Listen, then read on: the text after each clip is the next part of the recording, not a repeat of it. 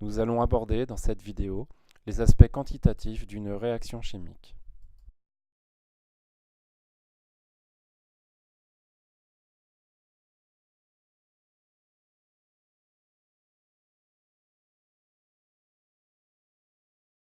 Pour commencer, on introduit 0,220 g de magnésium métallique dans une quantité largement suffisante, donc en excès d'acide chlorhydrique.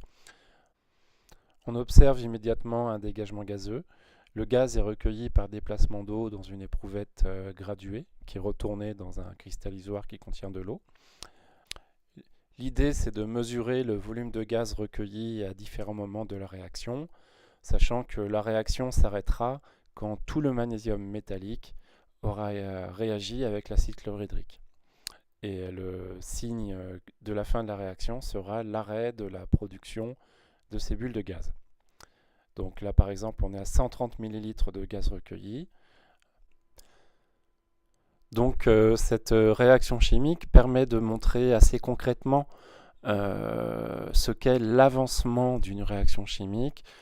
Là, l'avancement est directement lié à la quantité de gaz accumulée et que l'on voit grandir sous nos yeux en l'espace de quelques minutes. Volume par volume, progressivement, on peut relier l'augmentation du volume de gaz à l'avancement de la réaction chimique. Cette réaction chimique s'arrête inévitablement lorsque le réactif magnésium est épuisé, et alors on utilise la valeur finale du volume pour mettre en place quelques petits calculs. Avec le volume final 216 ml de gaz dihydrogène, on peut calculer la quantité de matière de dihydrogène, soit 9 millimoles environ. Avec la masse de magnésium qui est connue parce qu'elle a été pesée au début de l'expérience, on peut calculer la quantité de matière de magnésium, soit 9,05 millimoles. L'utilisation des coefficients stoichiométriques, 1 pour le magnésium, 1 pour le dihydrogène, permet de prévoir que les deux quantités de matière doivent être égales, ce qui correspond tout à fait aux valeurs calculées, 9,05 millimoles dans un cas, 9,0 millimoles dans l'autre cas.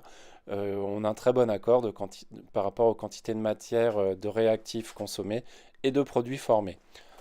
Alors attention toutefois, lorsque les coefficients stoichiométriques ne valent pas tous 1, il faut être vigilant lorsqu'on écrit les proportions stoichiométriques.